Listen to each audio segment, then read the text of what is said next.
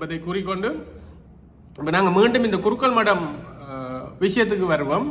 அப்போ 1990ஆம் ஆண்டு 12ஆம் தேதி அளவில் சுமார் கல்முனை மட்டக்களப்பு வீதியால் பிரயாணம் செய்து கொண்டிருந்த இஸ்லாமிய மக்கள் சுமார் 170 பேர் ரெண்டமாக புலிகள் இயக்கத்தால் கடத்தப்படுகின்றார்கள். அதில் பாதிக்கு மேற்பட்டவர்கள் இஸ்லாமிய மக்களோட மிக முக்கியமான ஒரு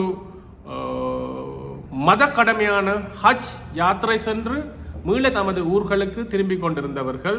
ஏனையவர்கள் தமது வர்த்தக வாணிப நடவடிக்கைகளுக்காகவும் ஏனைய தனிப்பட்ட காரணங்களுக்காகவும் அந்த வீதியில் பிரயாணம் செய்து கொண்டிருந்தவர்கள்.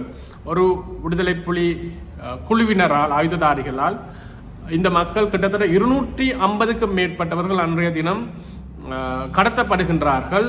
கடத்தப்பட்ட பின்னர் அங்கு ஒரு இடத்தில் கொண்டு செல்லப்பட்டு அடைத்து வைக்கப்படுகின்றார்கள். பின்னர் சிலர் விடுவிக்கப்படுகின்றார்கள்.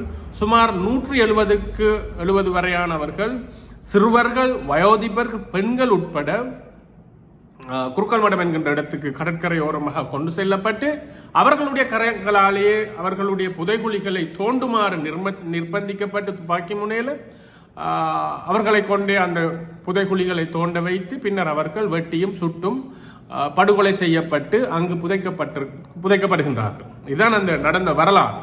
அப்ப இது குறித்து இன்று வரை தமிழர் அரசியல் பரப்பில் இல்ல இது புலி செய்யல என்று வாதிடுகின்ற சில புலி பினாமிகள் அல்லது புலி வாள்கள் என்று சொல்லலாம். நாங்கள் அவையில ஒன்று அவர்கள் புலிகள்ல இருந்த காரணத்தால இந்த படுகொலை மறைப்பதாக இருக்கும்.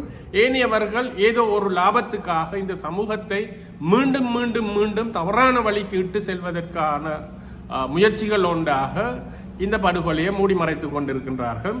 எவ்வளவுதான் இவர்கள் இதை மூடி மறைத்தாலும் இதற்கான ஆவணங்கள் தேசிய சர்வதேச ரீதியில் இருக்கு. இது அந்த காலகட்டங்களில் பிபிசியால